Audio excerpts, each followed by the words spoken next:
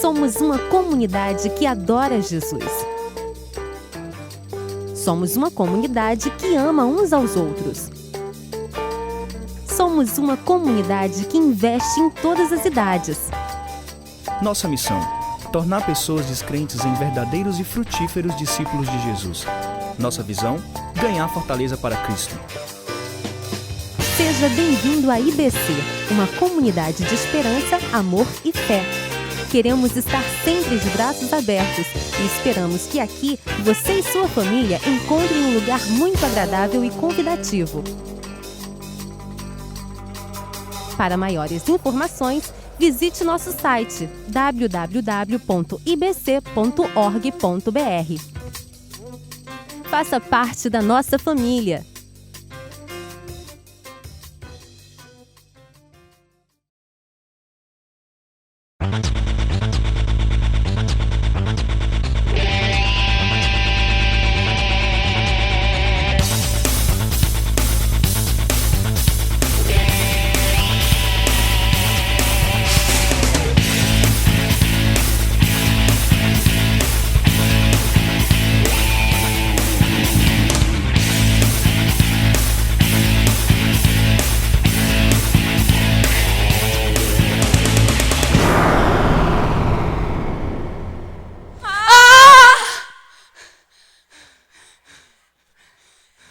Preciso parar.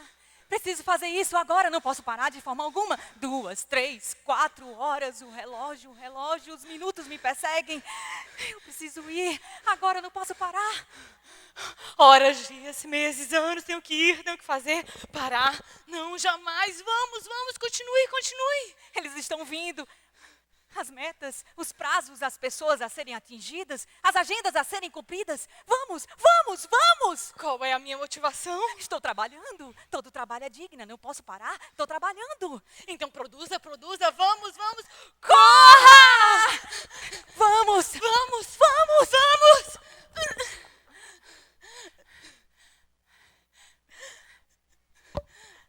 Quantas vezes mais? Queda. A queda dói. Eu vou conseguir. Vamos. Olha pra mim. Não consigo encarar a mim mesmo, quanto mais os outros. O que os outros vão pensar de mim? Eles não podem perceber.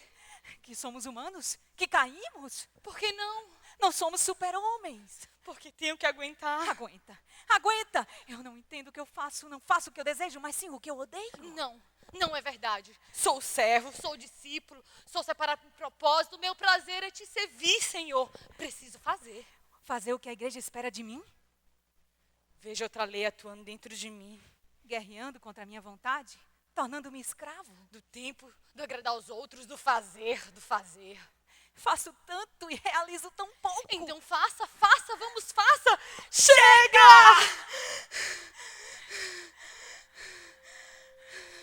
Preciso parar, pausar, diminuir o ritmo.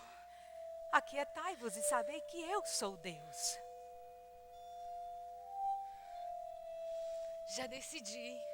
Vou parar. Mas como? Você não pode. O que os outros vão pensar? Outros. Os outros não precisam pensar. Deus se agrada. Eu vou parar. Tenho medo. Medo de quê? De parar, esperar, pausar. Parar. Sem fazer nada. O silêncio dá medo. Mas o amor lança fora o medo. Então eu vou. Eu decido. Não. Tenho medo. Não tenho. Posso perseguir o que acredito e de fazer o que eu quero. Para ti, Senhor. Fazer para ti, Senhor. Eu quero viver as pausas. Eu quero permanecer. Sou incapaz de parar. O que eu estou dizendo? Quem sou eu? Afinal eu posso. Deus me escolheu, me acolheu. Quero te contemplar, te servir, Senhor. Meus olhos não têm tempo de te ver, Senhor. Mas eu quero ver. Quebra as barreiras em mim. Me restabelecer, me restaurar. Vamos, preciso me restaurar. Eu posso parar, pausar. És fiel, Senhor, mas onde está meu coração? Estou pensando mais em mim. e não em ti, Senhor. Onde está o meu coração? Onde está? Onde?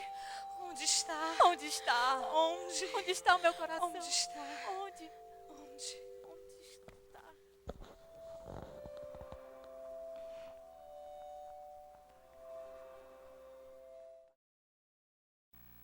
Discípulos que permanecem.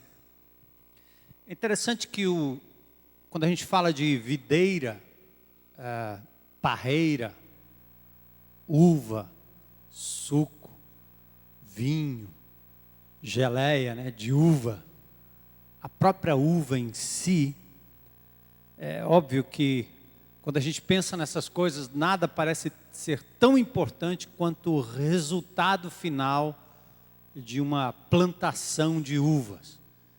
O que mais importa acaba sendo o fruto e os seus derivados. Lindos cachos, frutos e mais frutos, colheita abundante, resultados financeiros, né, para quem planta lá no Vale do São Francisco, lá no Rio Grande do Sul, naquela região serrana, grandes produtores de uva.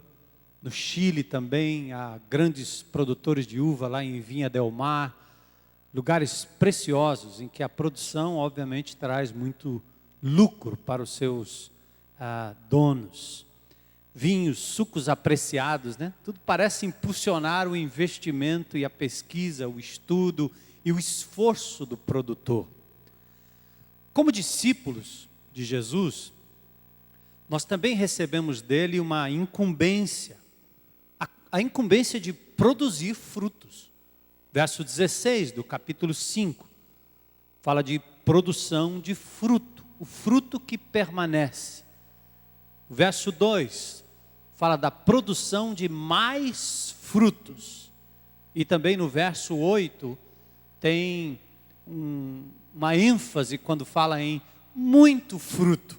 Ou seja, o Senhor nos deixou aqui para a produção de frutos, bons frutos, frutos que permanecem. Aí nós podemos falar de vidas sendo levadas a Cristo, nós podemos falar de ação social sendo feita em nome de Jesus, podemos falar do amor, podemos falar do fruto do Espírito, podemos falar de tudo que nós produzimos na força do Senhor como resultado de um desafio que recebemos do próprio Senhor Jesus Cristo.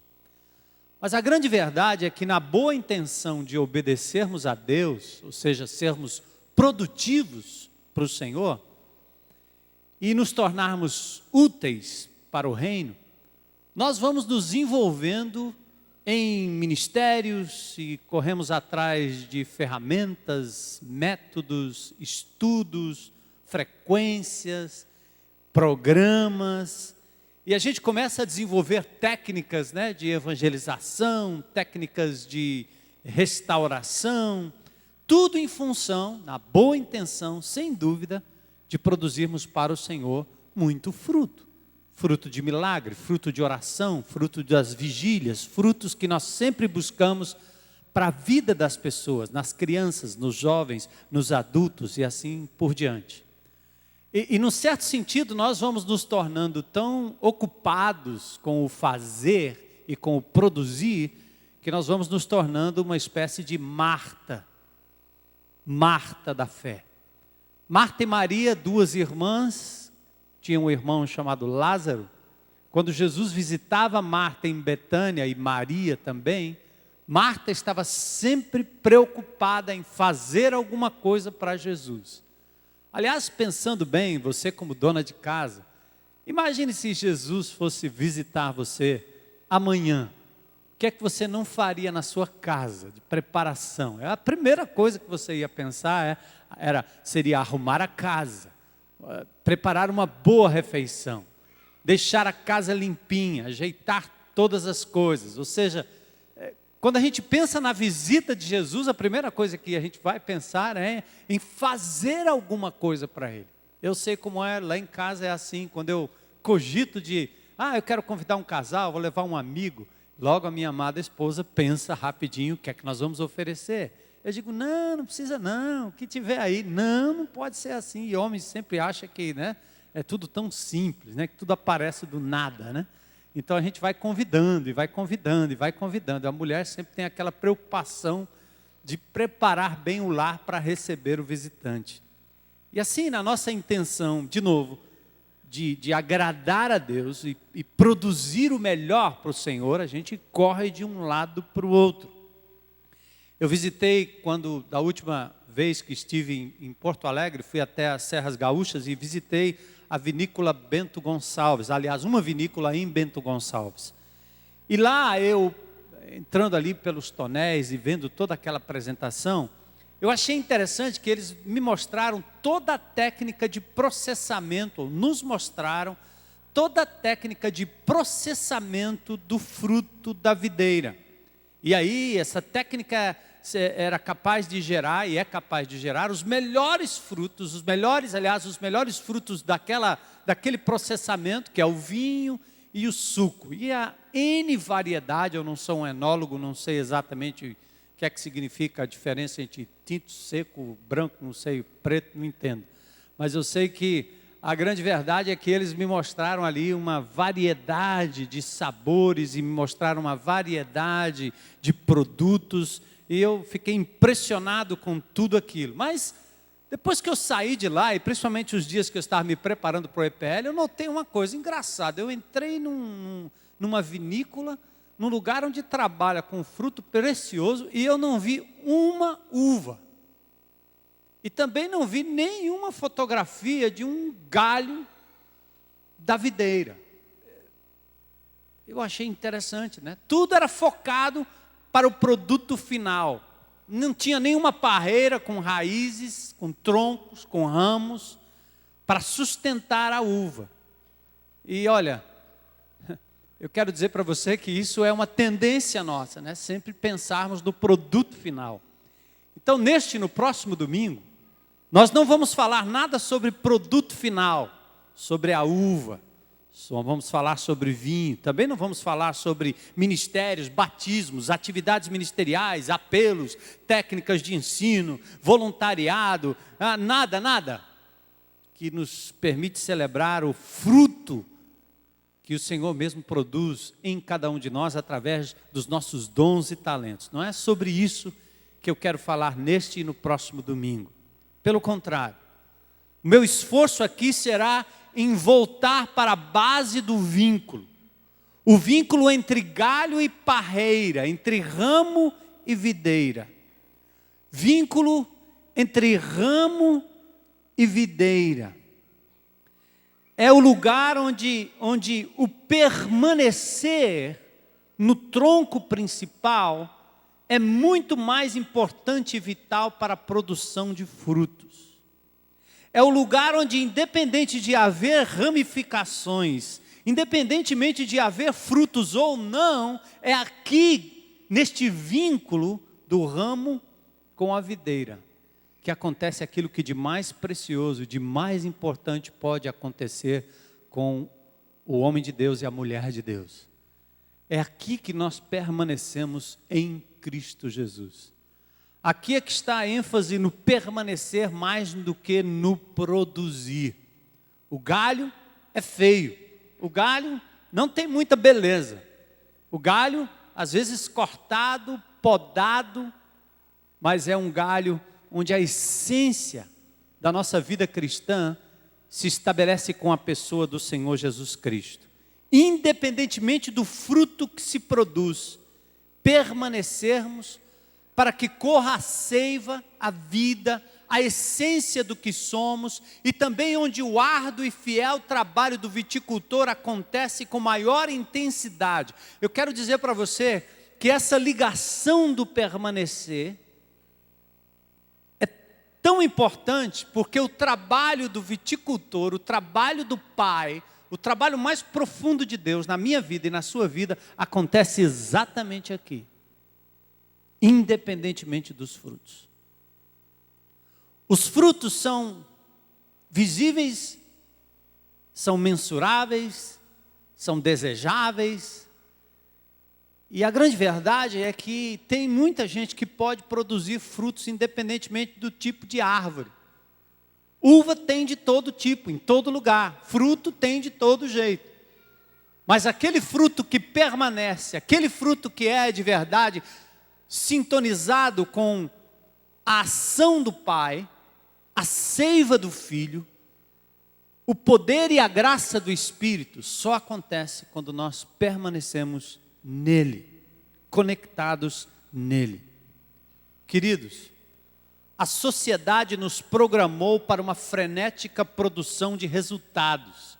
Somos programados para o resultado desde pequenos. Somos programados para a produção de frutos, na igreja inclusive.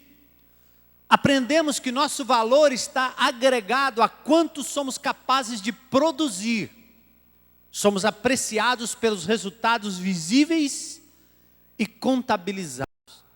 Desde que nós nascemos, há uma expectativa para que eu e você produzamos frutos e resultados. Por exemplo, notas na escola.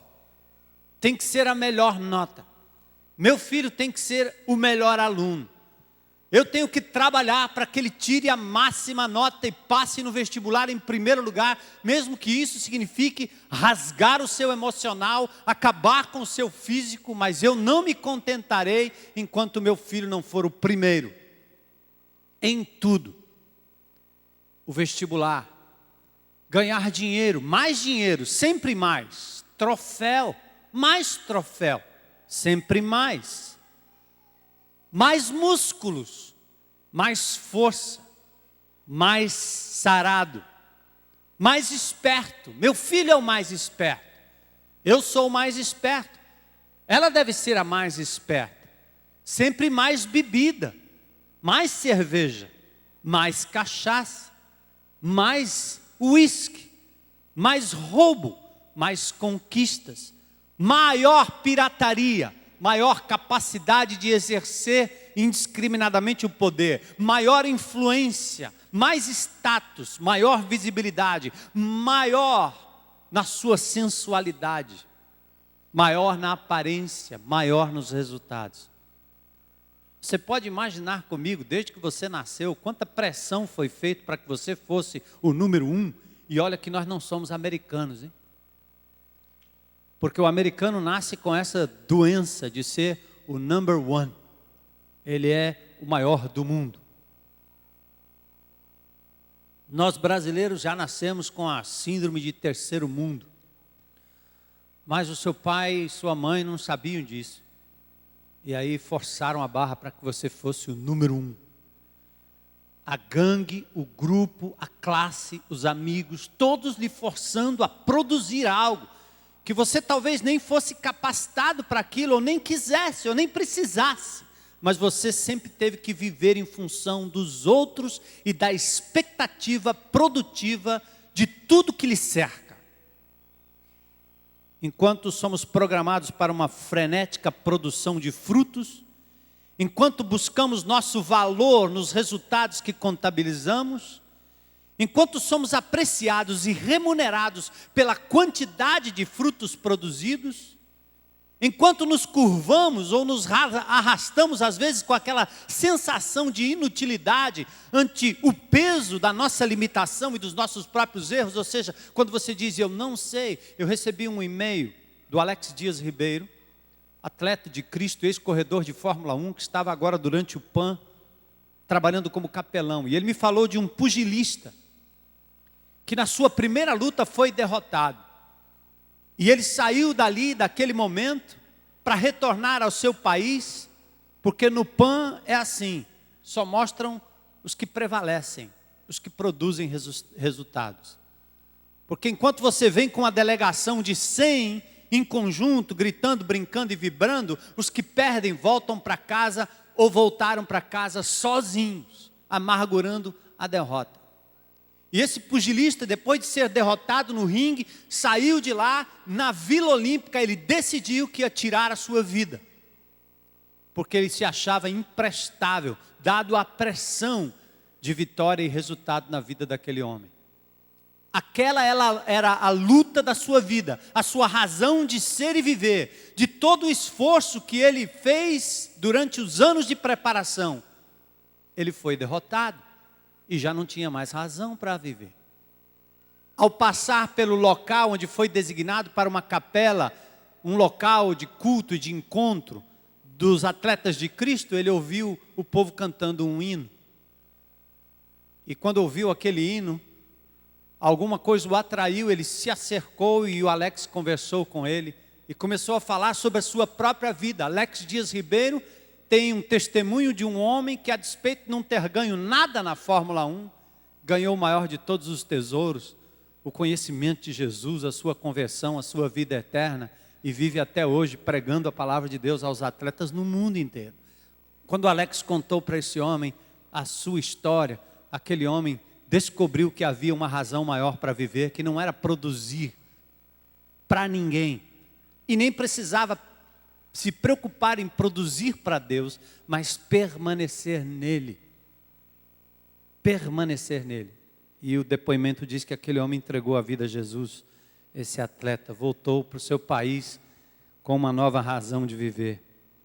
Mas você já passou por esse sufoco de ter que produzir resultados? Ou se curvar depressivamente pelo fato de você não ser como o número 1 da sua sala, da sua empresa, da sua casa, entre os seus irmãos? Você já imaginou? Você é um nota 6,9? Ou um 4,8? Mas enquanto nós somos programados para essa frenética produção, nós vamos perdendo a noção do que significa permanecer na videira, não como fruto, não como resultado, mas permanecer na videira como um simples galho que depende da seiva e da videira para sobreviver. Discípulos que permanecem. Esse é o tema dos 2 domingos, justificativa bíblica em João capítulo 15. E eu quero lhes dar aqui a introdução do livro de João para a gente mergulhar no capítulo nesse e no próximo domingo. O livro de João pode ser dividido em 2 ênfases. Primeiro, do capítulo 1 ao capítulo 12, nós temos o livro dos sinais, onde Jesus opera maravilhas, opera grandes sinais. Depois do capítulo 13 ao capítulo 21, nós temos o chamado livro da glória, onde o Senhor é glorificado diante do Pai e vai partir para a glória, prenunciando a sua ida para a glória, não sem antes experimentar a ignomínia, a humilhação, a morte de cruz. Verbo, como um pêndulo histórico, o Verbo vem da eternidade com o Pai, encarna, se torna gente como a gente e retorna para a glória eterna. Esse é o livro de João. Começa na eternidade passada, o Verbo, que se faz carne, como um pêndulo aqui, encarna na humanidade, entra na história e depois retorna para a glória. Mas o ápice de toda essa história é a cruz e a ressurreição de Cristo, que garantem esperança, vida eterna e a presença do Espírito Santo e a nossa futura glória com Ele. Estamos aqui em João 15, mas esta é a chamada Semana da Páscoa, sintonizem comigo. Capítulo 12, verso 1, 6 dias antes da Páscoa.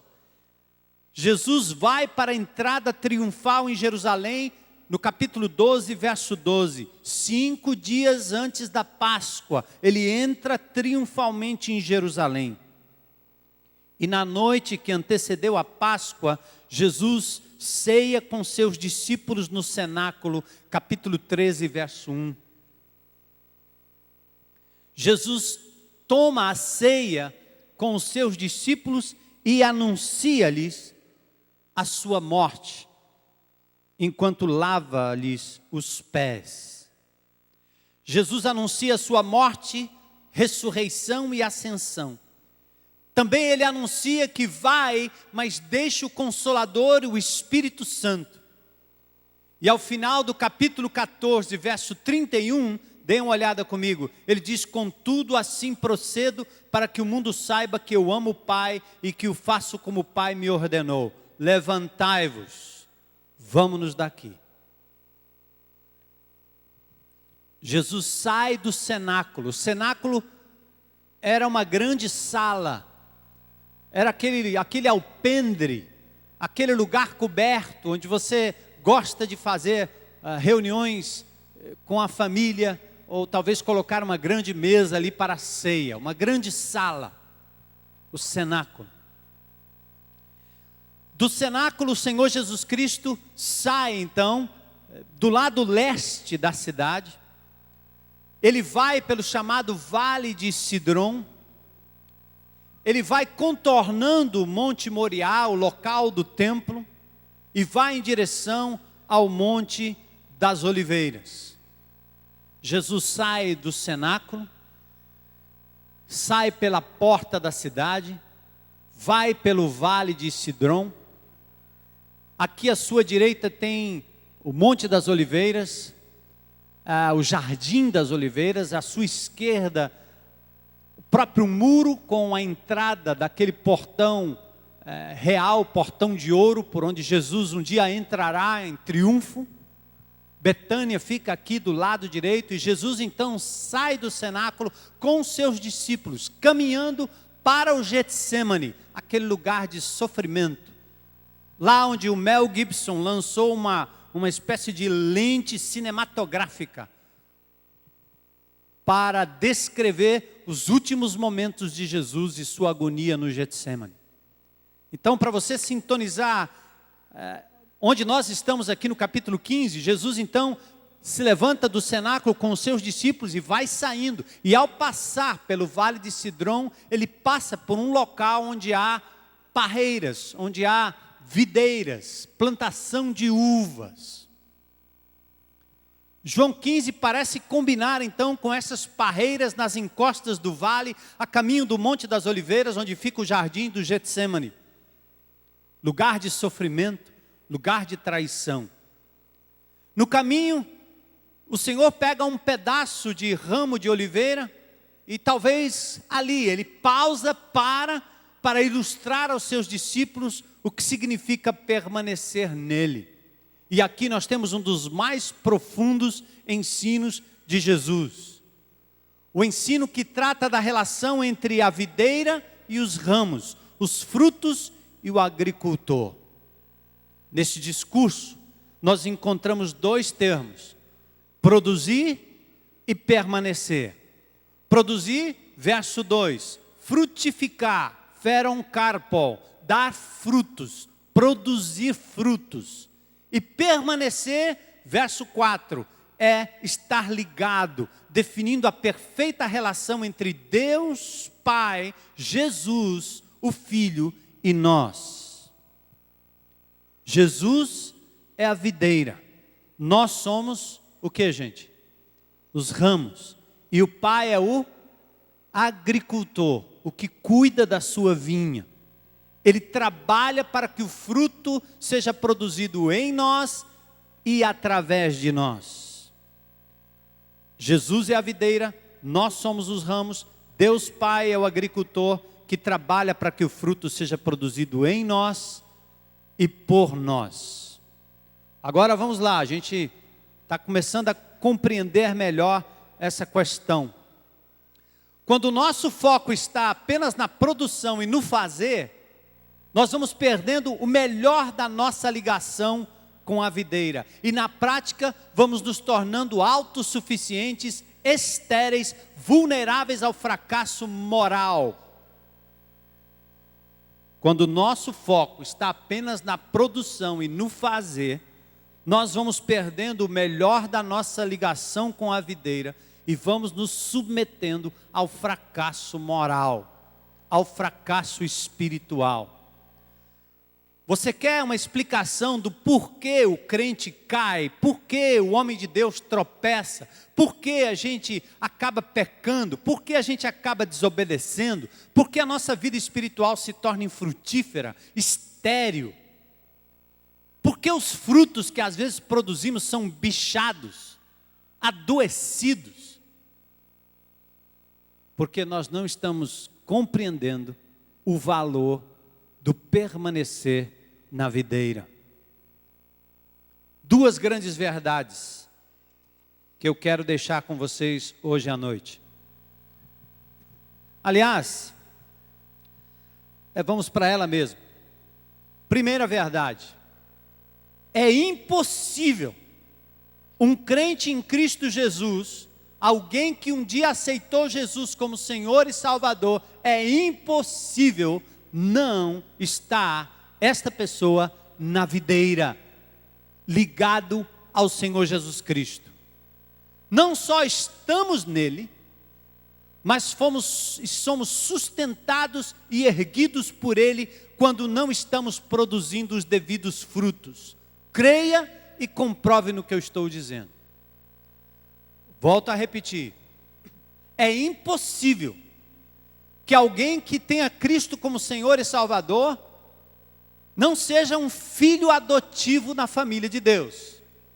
Traduzindo isso para a nossa ilustração, é impossível alguém que aceitou Cristo como Senhor e Salvador um dia, de sã consciência, é impossível que essa pessoa não esteja ligada ao Senhor Jesus Cristo, ligado à vide, ligado à videira, recebendo a seiva do Senhor. É impossível.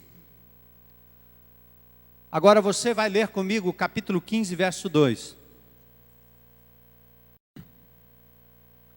O texto diz: todo ramo que estando em mim não der fruto, ele, o Pai, faz o quê? Corta. A palavra corta é uma tradução que eu diria equivocada do original grego. E isso é possível.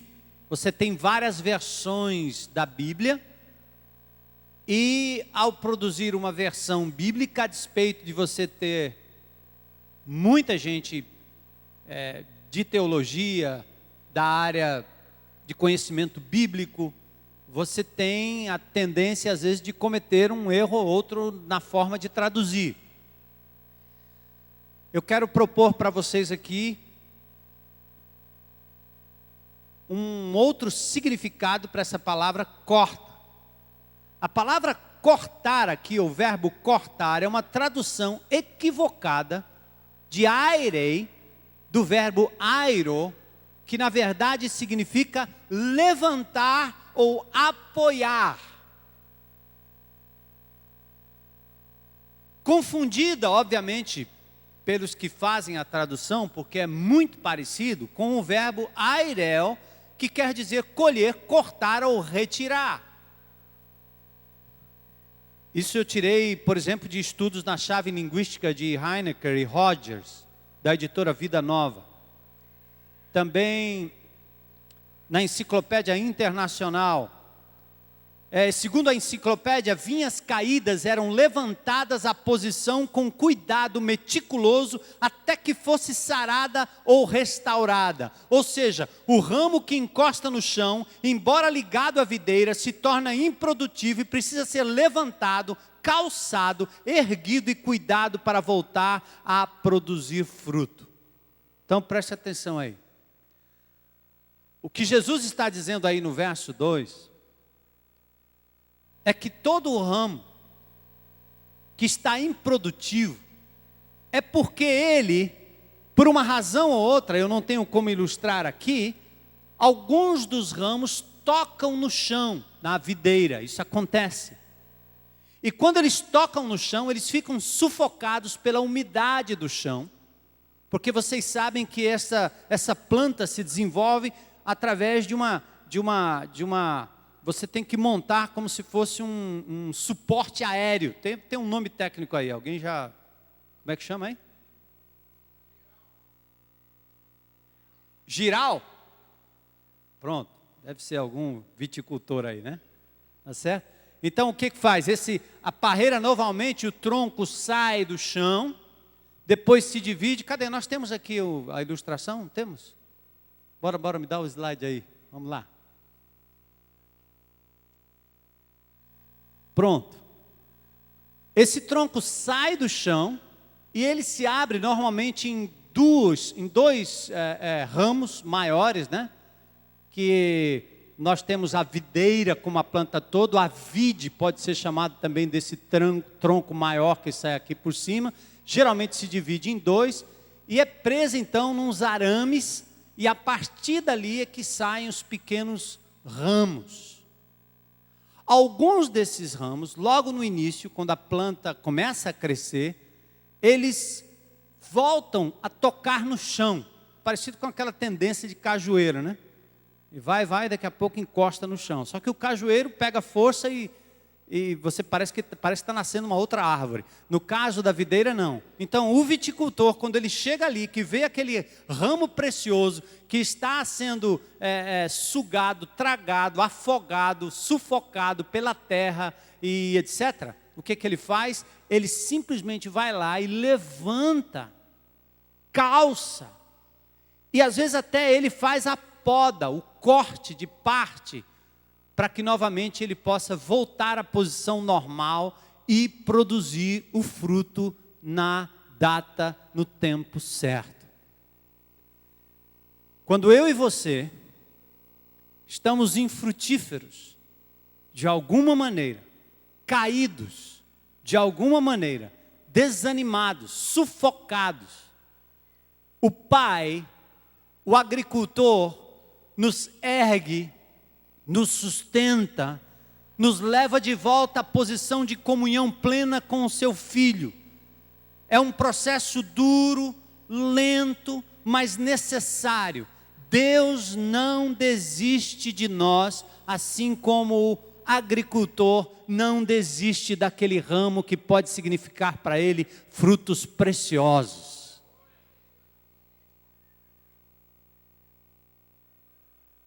Ele não corta para destruir e lançar no inferno, não. Ele levanta e ergue. Ele sustenta. Ele trabalha em você para o permanecer. Outra coisa. É impossível não estarmos produzindo. Mas a quantidade e a qualidade do fruto que produzimos depende do quanto compreendemos e nos submetemos ao trabalho do viticultor. Se ele deixasse uma parreira ao seu bel crescimento, obviamente algum fruto ia sair, mas seriam frutos mirrados, adoecidos, sujeitos a fungos e tantas outras coisas. Então nós temos que aprender essas duas verdades. Primeiro, quem tem Cristo como Senhor e Salvador, é impossível não estar na vide, na videira. E também é impossível não estar produzindo algum tipo de fruto. E Deus nos ergue, nos sustenta, promete boa seiva, mas a produtividade e a qualidade do fruto depende do quanto nos submetemos ao seu trabalho de poda. Ainda no verso 2 ele diz, e todo que dá fruto ele faz o quê? Ele limpa, ele poda, para que produza o quê? Mais fruto. Queridos, vamos com calma na aplicação aqui, mas me acompanhem nesta verdade tão preciosa, nesse capítulo tão conhecido. Nossa visão urbana não nos permite enxergar a beleza da ilustração de Jesus. Para nós, limpeza e poda acontece sempre enquanto produzimos. Por quê?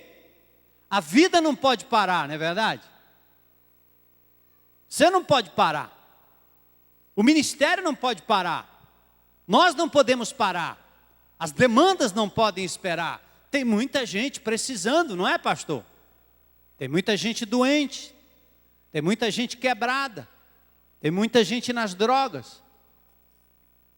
Há muita violência, há muito roubo. Tem muita gente para comer do prato, na casa, a comida. Preciso trabalhar, produzir, correr. Então, que ele ajeite tudo isso enquanto eu corro. A vida não pode parar. Sabe o que a gente tenta fazer? Tentamos rodar com o pneu furado todo o tempo. porque afinal a vida continua.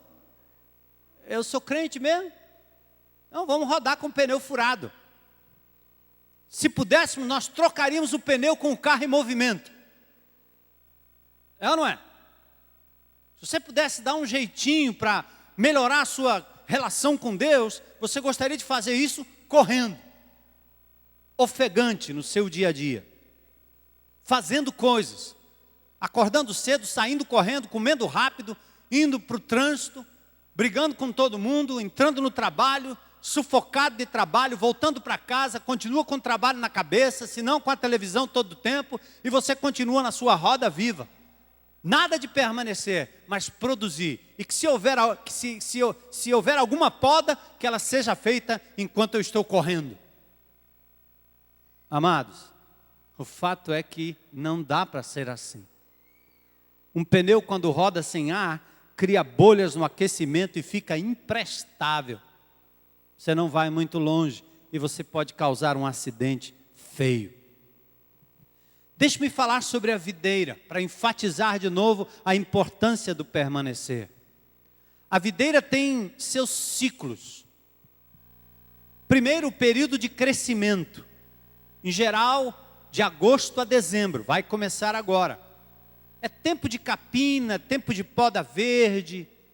Nesse tempo ocorre o brotamento das folhas, a floração, a produção, a circulação da seiva, observada no corte de um galho. É interessante, eles chamam de choro da videira, lacrima vitis.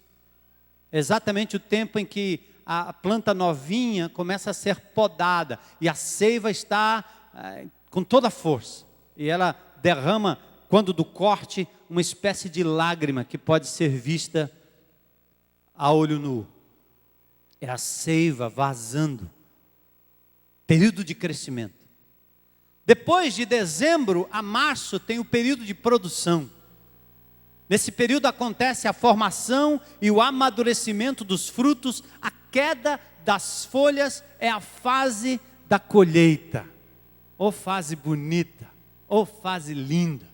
Uvas precoces de dezembro a janeiro, aliás, e uvas tardias de fevereiro a março. Que coisa linda. Quem olha um cacho de uva, quem olha uma parreira, eu tive a oportunidade de ver em Gramado, em Vinha del Mar, a oportunidade de ver no Vale do São Francisco também. Que preciosidade, que coisa bonita você ficar embaixo. Tem uma cidade do Rio Grande do Sul que tem uma parreira no meio da rua, no meio da praça. Você chega lá na época de colheita e pode pegar o fruto na hora ali.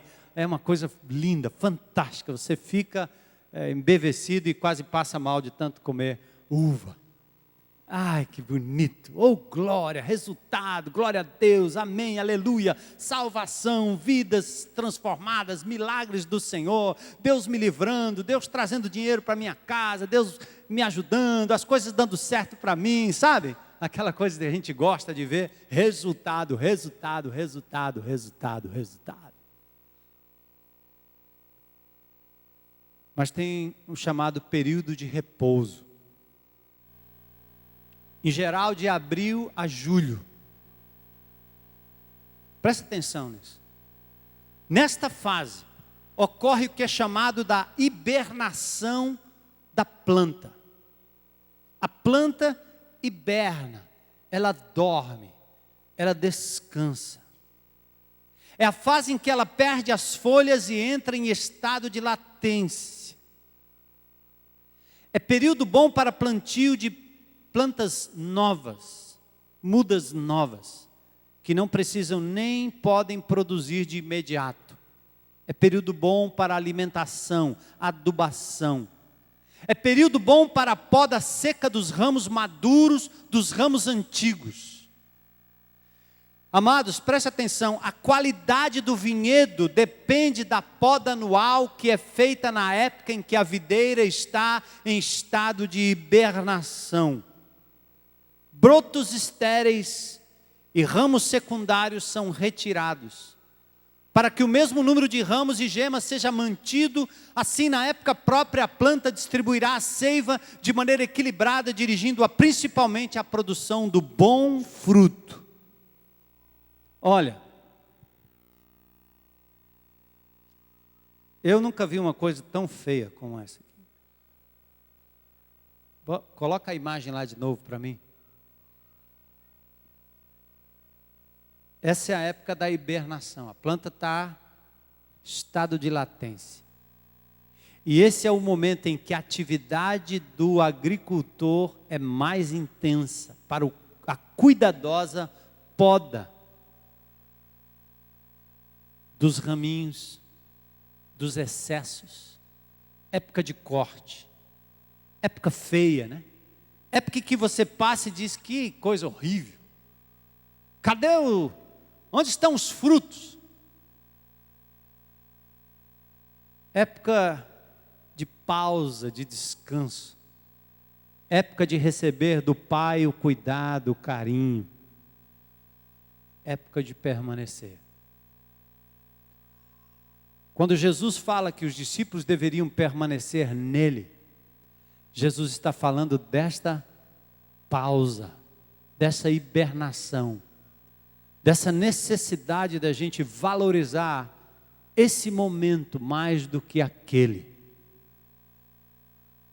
Não há consistência na vida cristã de um homem, de uma mulher de Deus. Não haverá nunca, enquanto nós não compreendemos a importância de permanecermos no Senhor e permitir que Deus trabalhe numa época em que as pessoas talvez nem estejam percebendo em nós muita produção, mas a capacidade de pausar, parar, contemplar, deixar Deus falar. Quantos aqui já foram para o Vale do Vento? Levanta a mão aí. Amém, pode baixar. Vocês entendem do que eu estou dizendo? Vale do Vento. Vocês não produzem nada. O Senhor trabalha podando a sua vida. 2 dias, sexta-noite, sábado e domingo à tarde. Momento de pausar. É duro, é difícil. O lugar é distante. As camas são duras. Não era para contar isso, né? Segredo. Colchão. Ai. Sobe, desce. E vai. E tem gente que chega lá e para desacelerar aquela mente produtiva, apressada, incapaz de pausar para olhar, até para si mesmo, leva algumas horas e alguns dias. E lá dentro o coração fica só dizendo, e a mente também, o que é que eu vim fazer aqui? Que besteira é essa? Como é que me trouxeram para esse lugar? Com tanta coisa para eu fazer, cadê meu celular? Perdi o jogo, vou perder o futebol. Eu podia estar na praia, eu podia estar em outro canto, eu podia estar trabalhando, eu podia estar em casa. Ai, meus filhos, cadê meus filhos? Cadê meu filho? Ai, meu filho deve estar doente. Ai, ele estava com febre. Ai, ele vai ficar com febre. Ai, cadê minha mãe? Cadê meu pai? Cadê meu tio? Cadê meu estudo? Cadê? Percebe? É assim que acontece. A nossa cabeça é assim. Nós fomos programados para produzir, apressar e viver apressado. E a razão que a nossa vida às vezes é tão estéril, tão rasa, tão fútil, que qualquer coisa que o diabo faça, qualquer aceno pecaminoso é capaz de te levar, é porque você é um galho improdutivo, mas muito mais porque você é um galho que não aprendeu a permanecer e deixar que Deus tenha o seu tempo para lhe podar, trabalhar em você. Você não é capaz de se aquietar e pensar assim, Deus valoriza o meu tempo de permanecer nele, de pausar nele. É a coisa mais feia que tem. É um tempo em que as pessoas não querem nem olhar para isso aqui. Ninguém quer visitar uma vinícola ou uma parreira com a planta nesse estado.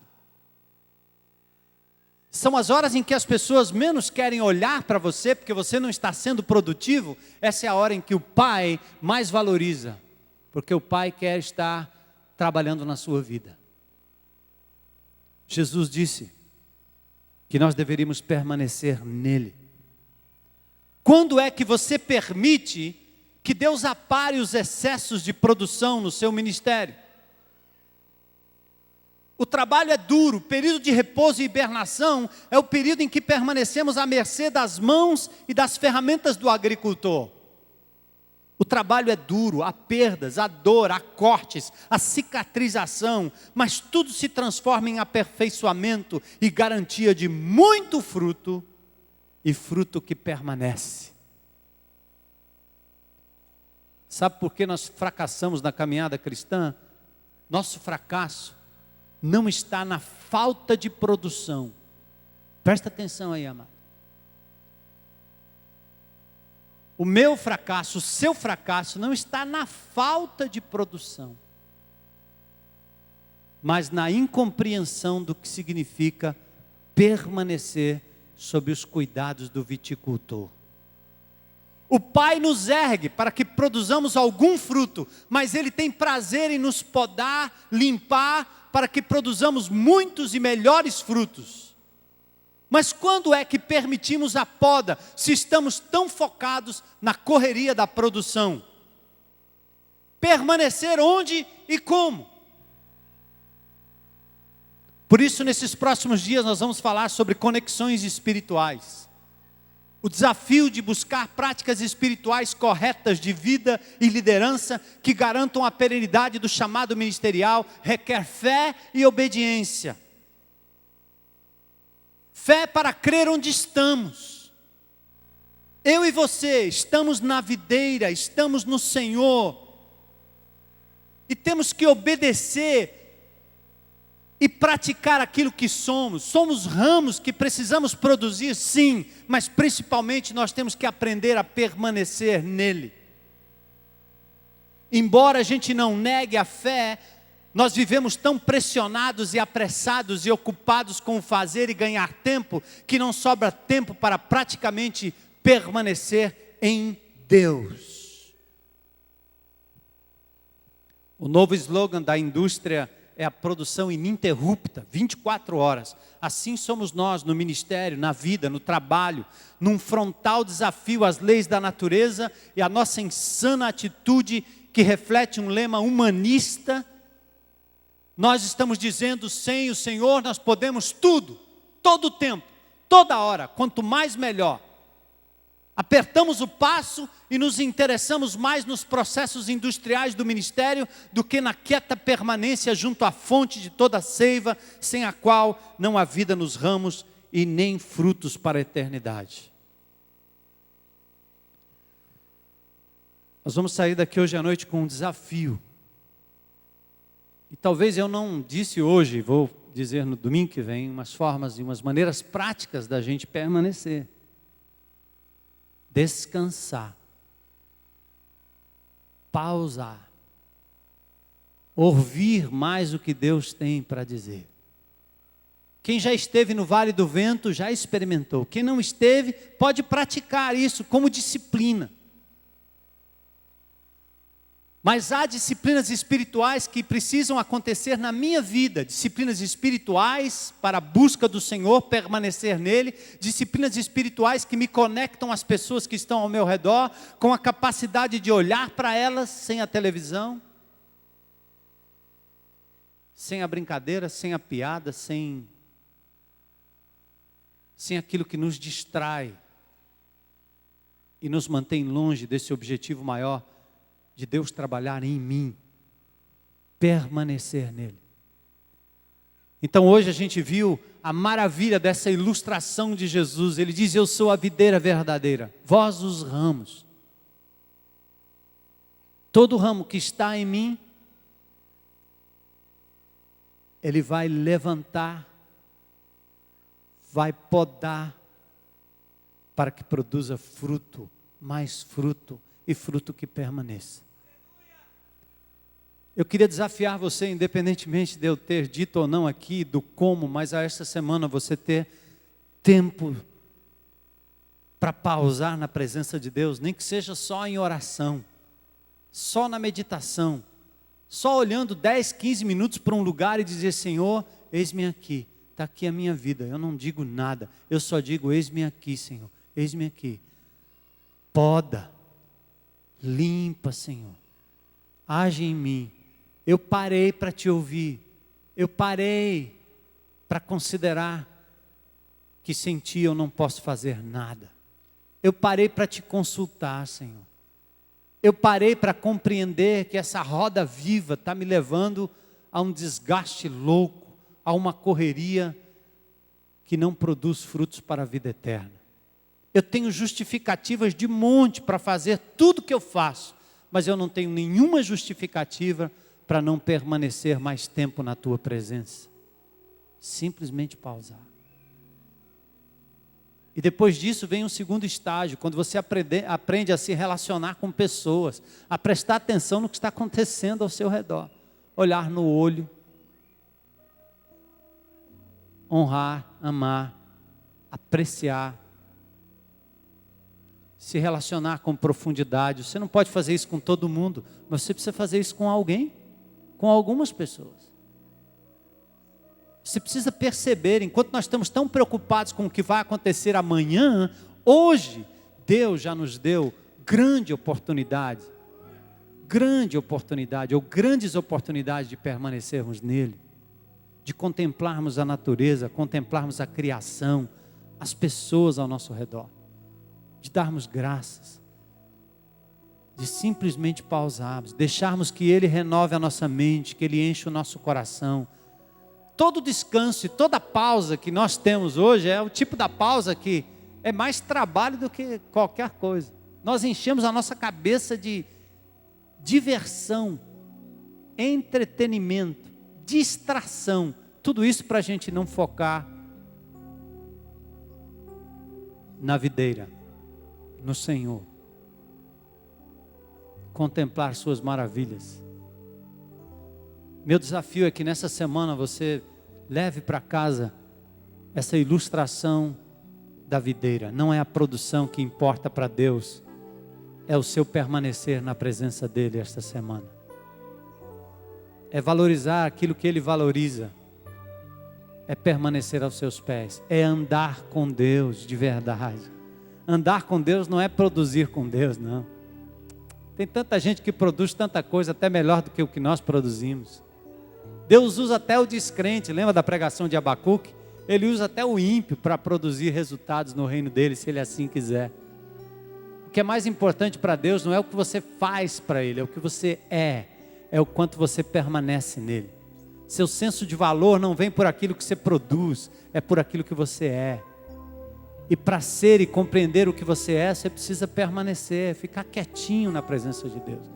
Ter momentos para valorizar e deixar que o Pai mexa com o seu interior, mude seu pensamento, renove a sua mente, tire as loucuras da sua cabeça. Isso vem pela palavra, pelo meditar, pelo olhar ao redor, pela pausa. Vamos orar?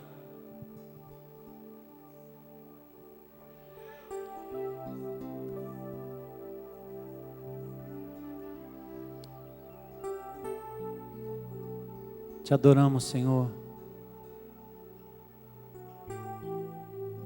pela Tua presença em nós,